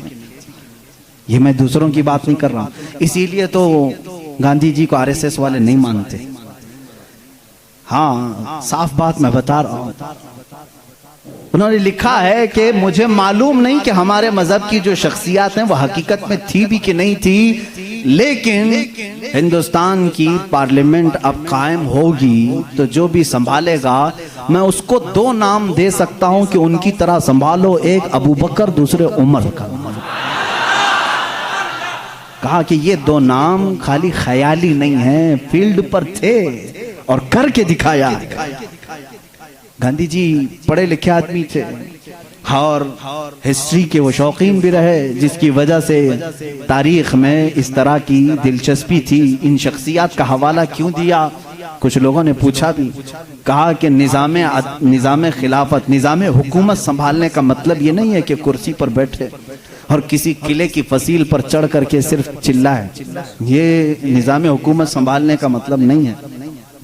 نظام حکومت سنبھالنا اگر چاہتے ہو، تمہیں اگر کرسی پر بٹھایا گیا ہے تو دوسری سب سے بڑی تمہاری ذمہ داری کیا ہوتی ہے؟ وہ یہ 2 خلیفہ کی زندگی میں دیکھو۔ حضرت عمر کہتے ہیں میں ڈھونڈ کر کے غریبوں کی مدد کرنا چاہتا تھا، جو بے کس ہے، جو مجبور ہے۔ مجھے مدینے میں ایک بوڑھی ایسی ملی جس کا کوئی نہیں تھا، وہ غریب بھی تھی، لاچار تھی۔ حضرت عمر کہتے ہیں میں نے سوچا اس بوڑھی کی خدمت کروں گا اس کے گھر میں جا کر کے، لیکن کسی کو پتہ نہ چلے۔ حضرت عمر کہتے ہیں میں صبح جب گیا اس کے گھر پر، اس کے گھر کا کچرا پورا صاف تھا، برتن دھوئے ہوئے تھے، اس کا بستر جھاڑا ہوا، لیکن وہ عورت اپنے بستر سے اٹھنے کے بھی قابل نہیں تھی، بوڑھی عورت تھی۔ حضرت عمر کہتے ہیں دوسرے دن میں گیا، پھر صاف ستھرا تھا، یہ بوڑھی عورت کیسے کام کر جاتی ہے اپنے گھر کے؟ تیسرے دن وہ کہتے ہیں میں فجر کی نماز سے پہلے چھپ کر دیکھنا چاہتا تھا یہ عورت اپنے ہاتھوں سے کیسے گھر کی صفائی کرتی، لیکن وہ کہتے ہیں میں چونک گیا دروازے پر ایک کوئی شخص آیا کمبل اوڑے ہوئے، جلدی جلدی جھاڑو جھاڑ رہا ہے، برتن مانجھ رہا ہے، بستر سلیقے سے لگا رہا ہے۔ اذان ہوئی اور فوراً باہر نکلا۔ حضرت عمر کہتے ہیں میں اس پر اسرار خادم کو دیکھنے کے لیے آگے بڑھا، کمبل اٹھایا تو وہ صدیق اکبر تھے، خلیفۃ المسلمین، وقت کا خلیفہ۔ اسی لیے تو غیروں نے متاثر ہو کر کے کہا دن میں اگر وہ نظام خلافت سنبھالتے تھے تو رات کو اپنی رعایا کی خبر گیری بھی کرتے تھے، رات کو اپنی رعایا کی خبر گیری کرتے تھے۔ یہی حال سیدنا عمر ابن خطاب کا ہے۔ حضرت عمر رضی اللہ تعالیٰ عنہ گشت کرتے تھے مدینے کی گلیوں میں۔ ایک بار تو ایسا ہوا کہ ملک شام سے واپس آ رہے تھے حضرت عمر، ایک گھر کے پاس رک گئے، اس گھر کی عورت جانتی نہیں تھی۔ حضرت عمر اس طرح سے اجنبی لوگوں کو پوچھتے بھی رہتے تھے۔ یہ فوٹو میڈیا اور سوشل میڈیا کا دور بھی نہیں تھا کہ ہر بادشاہ کا روزانہ فوٹو چھپنا لازم ہو، نہیں جانتے تھے، بہت سارے لوگ چہرے سے بھی نہیں واقف ہوتے تھے۔ حضرت عمر وہاں رک گئے، اس خاتون سے پوچھا خلیفۃ المسلمین عمر ابن خطاب کے بارے میں جانتی ہو؟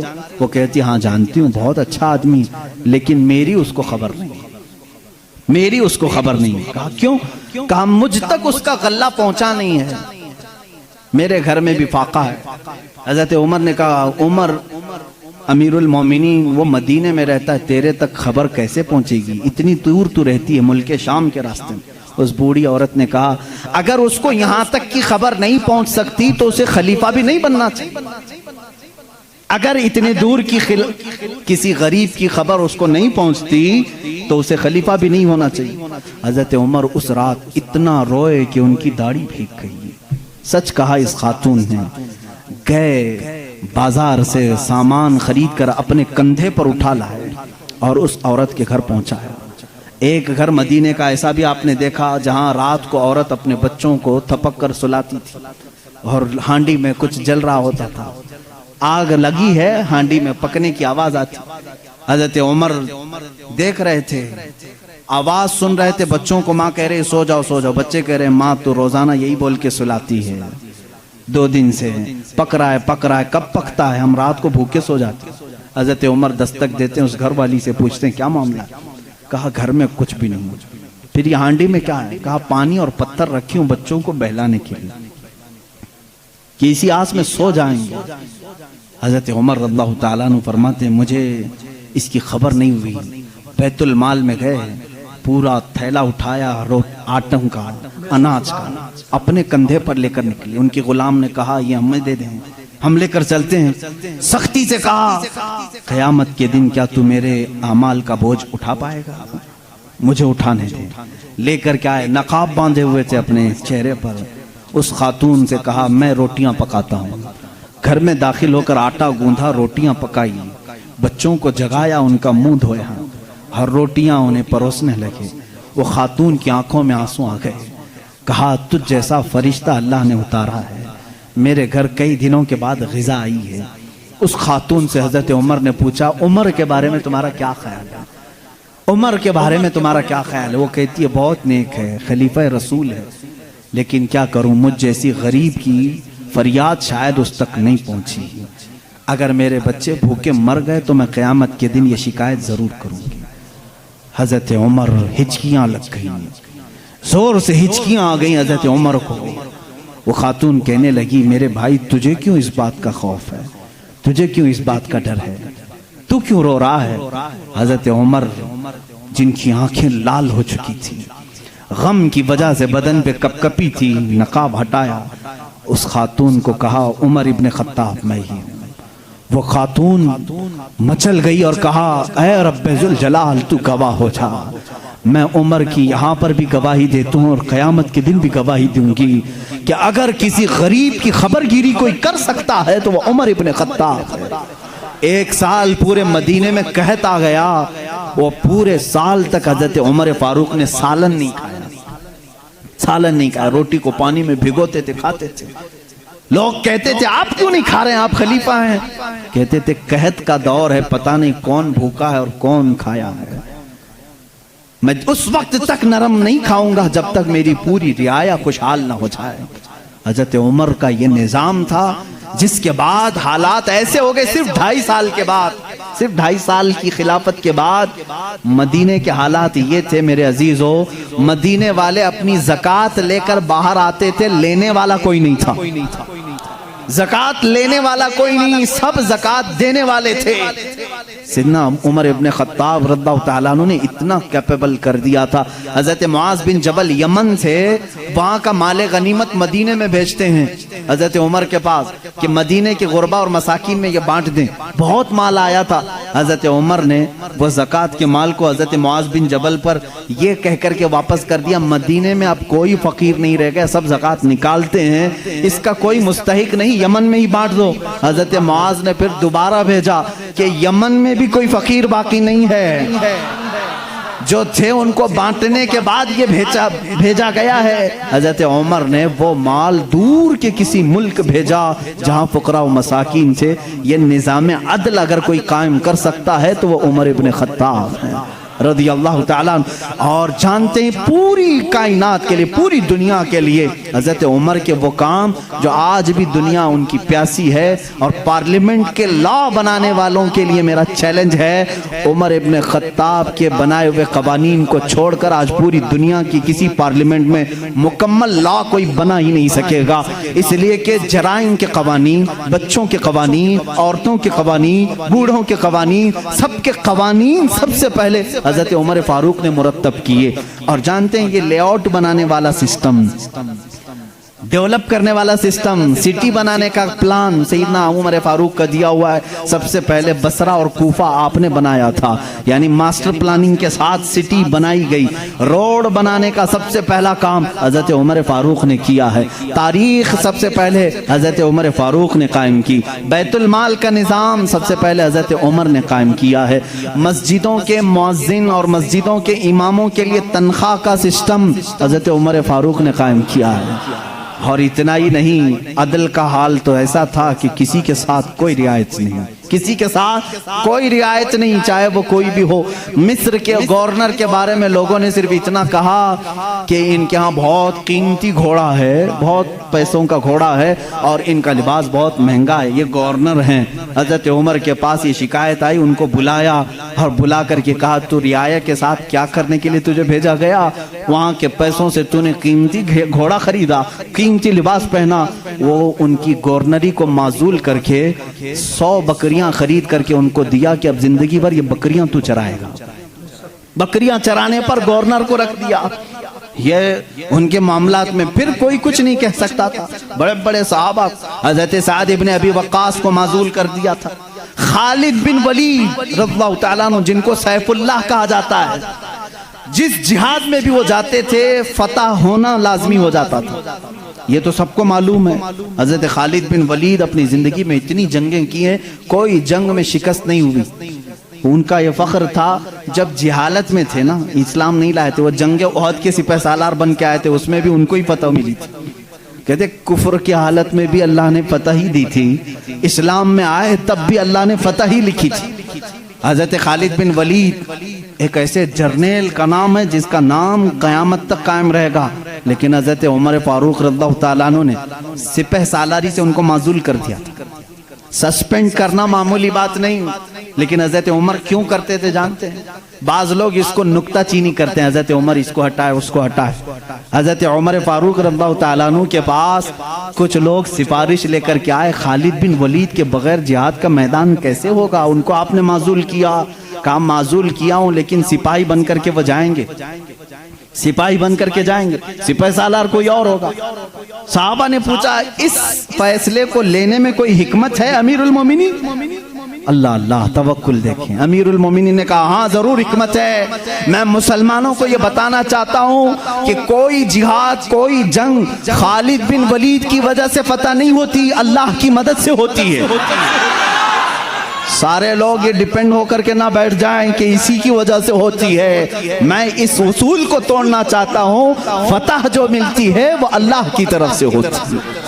یہ یقین دینا تھا، بس اس لیے میں نے معزول کیا ہے۔ اور یقین، توکل ایسا حضرت عمر فاروق رضی اللہ تعالیٰ عنہ کا کتابوں میں لکھا ہے، مصر کے گورنر انہوں نے ایک بری رسم کے متعلق خط لکھ کر کے بھیجا. دریائے نیل سوکھ جاتا تھا ہر سال. وہاں کے لوگ اپنی 16 سال کی ایک نوجوان لڑکی کو ذبح کرتے, اس کی بلی چڑھاتے تھے اور خون جو ہے دریائے نیل میں بہاتے. ان کا عقیدہ تھا بلی دینے کے بعد پھر دریا جوش مار کر اوپر آ جاتا تھا. ہر سال ایسا ہوتا تھا.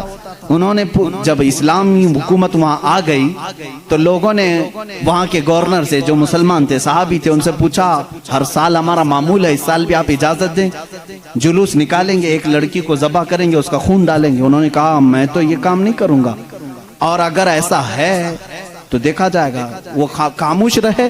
دریائے نیل حقیقت میں سوکھ گیا, پانی نیچے چلا گیا. لڑکی کی بلی نہیں دی. تو یاد رکھنا شیطان اس طرح کی حرکتیں تمہیں کر کے دکھایا کرے تاکہ تمہارا عقیدہ خراب ہو جائے. اس گورنر نے حضرت عمر کے پاس خط لکھا کہ اس کا کیا کروں, یہ کیسے حل نکالوں.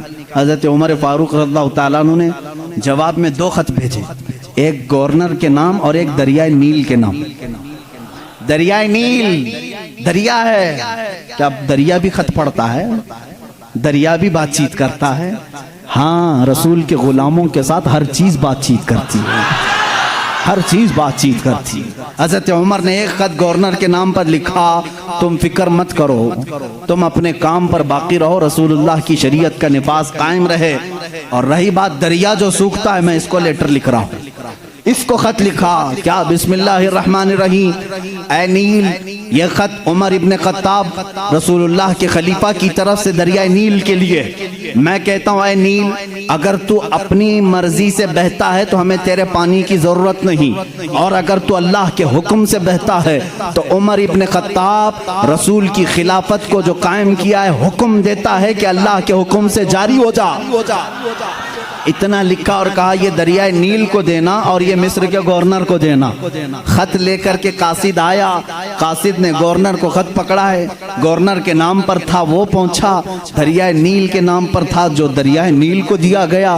اس وقت موجود مصر کے سارے لوگ شاہد ہیں, اسی وقت دریائے نیل کا پانی جوش مار کر 16 گز اوپر آ چکا تھا. آج تک دریائے نیل دوبارہ کبھی نہیں سوکھا. 14 صدیاں گزر گئی. میں خود دریائے نیل کی کشتی کی سواری کر چکا ہوں. مصر میں 5 سال تک قاہرہ میں پانی برستا نہیں, بارش نہیں آتی. 5 سال, تقریباً 4 سال تک رہے, ایک دن بھی بارش نہیں دیکھی. 5 سال تک بارش نہیں آتی. لیکن دریائے نیل میں جاؤ تو لبالب بھرا رہتا ہے. ایسا لگتا ہے کہ خط کا اثر آج بھی باقی ہے. رسول اللہ کے غلاموں کی حکومت ہر شے پر قائم ہے, ہر شے پر قائم ہے. اللہ کے نبی صلی اللہ علیہ وسلم کے ان خلفاء نے پوری دنیا پر حکومت کی. کیوں نہ حکومت کریں, اس لیے کہ یہ تابع تھے اللہ اس کے رسول کے. تو اللہ نے یہ وعدہ کیا ہے, ان تنصروا اللہ ینصرکم, اگر تم اللہ کے دین کی مدد میں لگے رہو, اللہ پوری کائنات کو تمہاری مدد میں لگا جائے گا, تمہاری مدد میں لگا دے گا. وہ صحابہ کیسے تھے جو میڈیٹرین سی آج بھی موجود ہے, بحر متوسط, عرب سے یورپ میں جانا تھا. کچھ صحابہ اکرام وہ بھی ہیں جنہوں نے ایک دریا کے پاس آ کر گھوڑے روک لیے. دریا سامنے, سمندر ہے, ادھر کے کنٹری میں جانا ہے, کشتیاں کسی کے پاس نہیں.